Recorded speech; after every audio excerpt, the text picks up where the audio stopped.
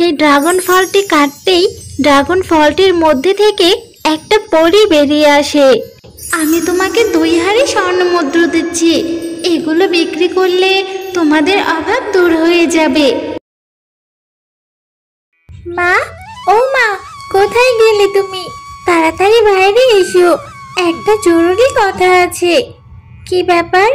মা তো বাড়িতে দেখতে পাচ্ছি না। তার মানে মা বুঝি নদীতে পানি আনতে গেছে। আমি বরং নদীতে মায়ের কাছে যাই। মা, তুমি এখানে এসেছো, আর আমি ওদিকে বাড়িতে তোমাকে কত খুঁজলাম। কেন রে মা টুম্পা, কারো কিছু আবার হয়েছে নাকি? তুই এভাবে আমাকে খুঁজতে এখানে এসেছিস? মা, সবাই বলছে আজ বিকালে নাকি আমাদের বনে ঝড় হবে, আর ঝড়ে নাকি ঘরবাড়ি ভেঙে সবার ক্ষতি হবে। তাই সবাই নিরাপদ আশ্রয়ে যাচ্ছে। মা, চলো না আমরাও কোথাও নিরাপদ আশ্রয়ে যাই। মা টুম্পা, তুই কি সত্যি বলছিস? তাহলে আমাদেরও তো একটা নিরাপদ আশ্রয় খুঁজতে হবে। চল মা, আমরা বরং তাড়াতাড়ি বাড়ি গিয়ে সবটা গুছিয়ে নেই। পাশের বনে গিয়ে দেখি কোথাও কোনো আশ্রয় পাওয়া যায় কিনা। এরপর টুম্পা ও টুম্পার মা পাশের বনে আশ্রয় খোঁজার জন্য বেরিয়ে পড়ে। বাঘিনী ভাবি বাড়িতে আছেন? অনেক বিপদে পড়ে এই বনে আপনার কাছে এসেছি, একটু বাহিরে আসুন ভাবি। আরে শিয়ালিটি যে, তা কি হয়েছে? এই অসময় আমার বাড়িতে এসে এত ডাকাডাকি করছো কেন? ভাবি, বড্ড বিপদে পড়ে আপনার এখানে এসেছি একটা আশ্রয়ের জন্য। ভাবি, আজ বিকালে আমাদের বনে নাকি ঝড় বৃষ্টি হবে, আর সেই ঝড়ে নাকি অনেক ঘরবাড়ি ভেঙে নিয়ে যাবে। বাঘিনী ভাবি, আমাদের আশেপাশে তো কোনো আত্মীয় স্বজন নেই, তাই আপনার এই পাকা বাড়িতে যদি 2-3 দিনের জন্য আমাদের মা মেয়েকে একটু থাকতে দিতেন তাহলে খুব উপকার হতো ভাবি। আরে এই শিয়ালিনী, আমার বাড়িটা তোদের মতো ভিখারিদের জন্য আশ্রয় কেন্দ্র বানাইনি যে যখন তখন কেউ এসে থাকতে চাইবে আর তাকে আমার বাড়িতে থাকতে দিতে হবে। আর তাছাড়া তোদের মতো গরিবদের দেখেই তো আমার বমি পাচ্ছে। আমাকে আর ডিস্টার্ব করবি না, তোরা এখন আমার বাড়ি থেকে বেরিয়ে যা। বাঘিনীর এমন কথা শুনে টুম্পা ও টুম্পার মা সেখান থেকে চলে যায়। মা, বাঘিনী কাকিমা তো তার বাড়িতে আমাদের থাকতে দিল না, এখন আমরা কোথায় যাব? আর আমাদের বনে থাকলে তো আমরা ঝড়ের কারণে মরে যাব। মা, এইসব অলক্ষণের কথা বলতে নেই রে মা। সৃষ্টিকর্তা সাথে থাকলে আমাদের কিছুই হবে না। মা, চল এখন আমরা আমাদের বাড়িতেই ফিরে যাই। এরপর তারা মা মেয়ে তাদের বাড়িতে ফিরে যায়। আর সেদিন বিকাল থেকেই প্রচুর ঝড় বৃষ্টি শুরু হয়ে যায়। মা টুম্পা, দেখ ধীরে ধীরে বৃষ্টি পড়ছে। এমন বৃষ্টি পড়লে আমাদের ঘর ভেঙে যাবে না রে মা, আবার উড়েও যাবে না। তুমি ঠিক বলেছ মা, সৃষ্টিকর্তা সহায় থাকলে আমাদের কিছুই হবে না।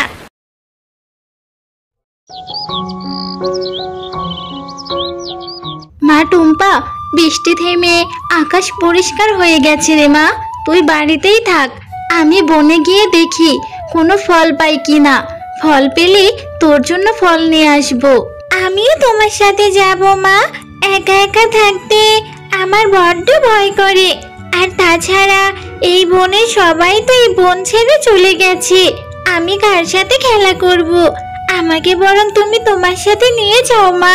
আচ্ছা ঠিক আছে, তোর একা একা থাকতে হবে না, তুই বরং আমার সাথেই চল। মা, তুমি অনেক ভালো, আমার সোনা মা। আমাকে সাথে করে নিয়ে গেলে আমরা অনেক ফল নিয়ে আসতে পারবো। মা, দেখো না, এ কি কাণ্ড! ওই গাছটাতে গোলাপি রঙের একটা ফল ধরে আছে। ওই ফলটা আমাকে পেড়ে দাও না মা। ওই ফলটা দেখতে কি সুন্দর, খেতেও নিশ্চয়ই অনেক সুস্বাদু হবে।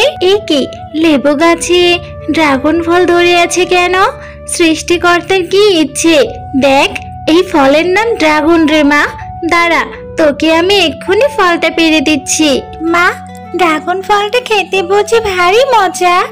মা, তুমি আর দেরি করো না, তাহলে গাছটি থেকে আমাকে ড্রাগন ফলটা এখনই পেড়ে দাও। এরপর শেফা সেই ড্রাগন ফলটি পেড়ে নেয়। মা, আমি এই ড্রাগন ফলটা খেতে থাকি আর তুমি কিছু ফল পেড়ে নিয়ে আসো, কেমন? এই ফলটা দেখে আমার খুব খেতে ইচ্ছে করছে। না জানি ফলটা কত সুস্বাদু হবে। এই ফলটা এখন খাওয়া যাবে না রে মা, বাড়িতে গিয়ে বটি দিয়ে এর খোসা ছাড়াতে হবে, তারপর খেতে পারবি, বুঝলি? আচ্ছা মা, ঠিক আছে। এই ফলটা তাহলে আমি বাড়িতে গিয়েই খাবো। ওর তারা মা মেয়ে কিছু ফল নিয়ে বাড়িতে চলে আসে। মা, এবার আমাকে ড্রাগন ফলটা কেটে দাও, আমি এই ফলটা খাবো। এরপর টুম্পার মা সেই ড্রাগন ফলটি কাটতেই ড্রাগন ফলটির মধ্যে থেকে একটা পরী বেরিয়ে আসে। এ কি মা, ড্রাগন ফলের ভেতর থেকে দেখছি কত সুন্দর একটা পরী বের হয়ে আসলো। এ কি পরী, তুমি এই ড্রাগন ফলের মধ্যে বন্দি হয়েছিলে কেন? আমি তোমাদের সবকিছু খুলে বলছি, শোনো তাহলে। প্রসূদের রাজ্য কত সুন্দর, আমি এর আগে এমন রাজ্য দেখিনি। আজ আমি এই পুরো রাজ্য ঘুরে দেখব, তারপর আমার রাজ্যে ফিরে যাব। আরে ও মা, ওই গাছে তো অনেক লিচু ধরে আছে, আমার তো ক্ষুধাও লেগেছে, আমি বরং কিছু লিচু খেয়ে নেই। আরে বাহ, লিচুগুলো দেখতে যেমন সুন্দর, খেতেও ঠিক তেমনই সুস্বাদু। এরপর আমি লিচু খেয়ে বেঁচে ফেলার সময় এক তান্ত্রিক বাবার গায়ে পড়ে। এ কি, কার এত বড় সাহস আমার গায়ে ঢিল ছুঁড়ে আমার ধ্যানটা নষ্ট করে দিল? ও, এই পরী, তুই এই কাজ করেছিস, তোকে তো শাস্তি দিতেই হবে। না না তান্ত্রিক বাবা, আমি ইচ্ছে করে ফেলিনি, আমাকে কিছু করবেন না, আমাকে ছেড়ে দিন। এরপর শয়তান তান্ত্রিক আমাকে ওই লেবু গাছে বন্দি করে সেখান থেকে চলে যায়। আর তুমি ফল কাটার কারণে আমি সেই ফল থেকে মুক্ত হতে পারলাম। তোমাকে অনেক ধন্যবাদ শিয়ালিনী। ও, এই ব্যাপার, এখন সবটা বুঝতে পারলাম। পরী, তুমি এখন তোমার রাজ্যে ফিরে যাও, নয়তো ওই তান্ত্রিক তোমাকে দেখলে আবার বন্দি করবে। শিয়ালিনী, তুমি অনেক ভালো, তুমি আমাকে সাহায্য করেছো, তাই আমি খুশি হয়ে আমি তোমাকে 2 হাড়ি স্বর্ণ মুদ্রা দিচ্ছি। এগুলো বিক্রি করলে তোমাদের অভাব দূর হয়ে যাবে। পরী, তোমাকেও অনেক ধন্যবাদ এই অভাবের সময় আমাদের সাহায্য করার জন্য। এরপর পরী তার পরিরাজ্যে ফিরে যায়। এরপর শেফা শিয়ালিনী সেই স্বর্ণমোহর বিক্রি করে বনের ধনী পশু হয়ে যায়, আর বেশ সুখে শান্তিতেই তাদের দিন কাটতে থাকে। হ্যালো বন্ধুরা, গল্পটি ভালো লেগে থাকলে চ্যানেলটি সাবস্ক্রাইব করে দিবেন এবং পাশে থাকা বেল আইকনে প্রেস করে আমার পাশেই থাকবেন। ধন্যবাদ।